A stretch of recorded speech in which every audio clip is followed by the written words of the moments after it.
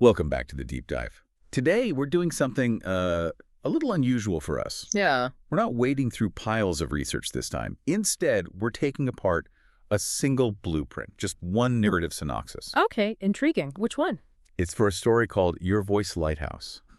And we're looking at what makes it so, well, instantly dramatic. It's about, peak efficiency and storytelling structure. Ah, yes, Your Voice Lighthouse. I remember reading that summary. It's short, but wow, it packs a punch. Right.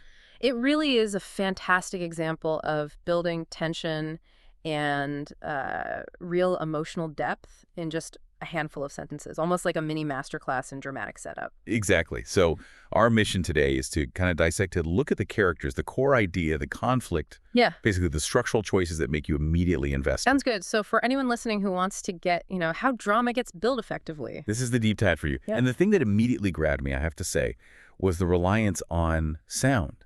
You've got a visually impaired protagonist, and that sensory focus just instantly dials up the vulnerability, doesn't it? Okay, let's dig into that foundation first. Right. So we start with Su-hyeon. The synopsis lays it out super fast. She's visually impaired, and she's a radio writer. And that job choice is crucial, isn't it? Not just visually impaired, but a radio writer. Precisely. Her whole world, professionally speaking, is audio. It takes her impairment and makes it like the central pillar of the drama.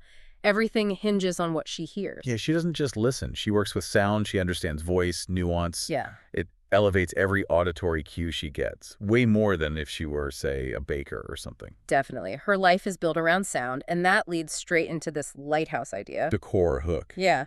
She depends on this one specific anonymous voice, a guy called Min-seok, to guide her every night. It's entirely non-visual, pure sound connection. Which creates this incredibly profound intimacy, but based on absolutely nothing physical, just trust, pure auditory trust. It's radical anonymity, like you said. She's trusting this voice for guidance, maybe even safety, emotional safety, definitely. And structurally, what's so smart is how her visual impairment makes this extreme reliance totally believable, necessary even. Exactly. Her dependence feels absolute because of her situation. It sets up this immediate kind of emotional paradox, She's only safe when she's listening to a total stranger. And as a listener, you immediately feel the tension there. You just know that perfect anonymous bubble is fragile. It can't hold. Right. It's designed to break. That's the inherent structural instability. The setup practically screams that something's going to come along and shatter it. Which makes the premise super clear, super efficient. You know the rules of her world are about to change. And boom, that brings us right to the catalyst, the shift. This is where it gets really juicy, structurally speaking. The anonymity shatters. Completely. Su-hyeon hears that voice, her guide's voice. But it's not just for her anymore. It's coming out of the radio. She realizes her anonymous lighthouse is actually a celebrity, a famous voice actor. Min-seok. And this is the turning point, right? The narrative can't go back. Suddenly, this benevolent stranger isn't just a stranger. He's got this public persona. A dual identity, private savior, public figure. Yeah. And his job, voice acting, it's like the perfect cover in retrospect. It really is. But then the synopsis adds another layer, the real engine of the conflict. Complication. Yeah. Min-seok isn't just famous. He's got some kind of past wound, trauma. It's mentioned right there. And that's not just color, is it? That's motivation. That's the why behind the coming conflict. Absolutely. Connect that to the bigger picture. His fame is like a public shield, right? But this past trauma, that's the private shield. Okay, I see. He's hiding these selfless acts, maybe because revealing them, connecting properly with Su-hyeon, means exposing that vulnerability, that past hurt. So wait, the guy whose whole career is built on his voice being heard is terrified of this one specific instance where his voice was used purely selflessly. He wants that kept secret. That's the structural irony, isn't it? It's brilliant. Why would someone so public hide this deeply personal, intimate use of his voice? The trauma answers that. Exactly.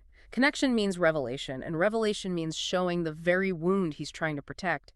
His fear, his reluctance, that's what forces Su-hyeon's hand. If he were just shy, it wouldn't work. No, it'd be flat. But because he's famous and wounded, his avoidance becomes this huge obstacle.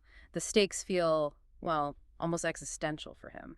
So the trauma isn't backstory, it's the active force preventing the connection. It's the antagonist, structurally speaking. Couldn't put it better myself. And that pushes us right into the central conflict. Pursuit versus avoidance. Su-hyeon's goal changes. She's not just relying on the voice anymore. She needs to find the man behind it. She goes active. While Min-seok digs in his heels, the synopsis is clear. He's afraid to reveal himself. It's not just awkwardness, it's fear, a defense mechanism. So the whole story hangs on their inevitable collision. Will the reality match the voice? Will that intimacy built in darkness survive the light? Yeah, the whole drama is framed by that tension. Her need to connect versus his need to hide. Reliance versus reluctance. And the structural payoff here is fantastic. The guy who uses his voice for fame Min-seok is terrified of the one person, Su-hyeon, who relies on that same voice for her actual, navigation and safety. His success is performance. Her survival is truth. It's a beautiful setup. It really is. This high-stakes confrontation feels earned because his avoidance, his physical barrier, perfectly mirrors the emotional barrier of his trauma. Right. The narrative tension just coils tighter and tighter around that gap, the gap between the celebrity performance and the private lighthouse. So, okay, let's synthesize this for you, the listener. Thinking about effective dramatic structure, this synopsis is just, well, structurally near perfect, wouldn't you say? I'd agree.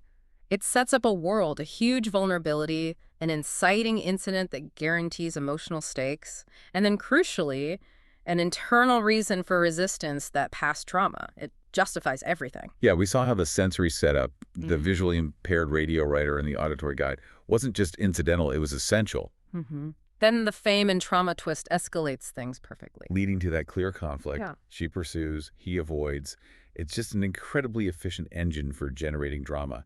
Every single piece matters. Her job title, his hidden past, it all serves to complicate things and make that final confrontation feel necessary, inevitable. The journey becomes about seeking honesty, right? And the destination is maybe emotional truth, shared truth. Well put. The structural choices are just top-notch. But, we've mostly talked about the setup, the chase. Right, the lead up. So here's a final thought, something for you to maybe chew on. Once they do meet, once Min-seok's identity is out and the voice isn't anonymous anymore, does his voice lose its lighthouse power then?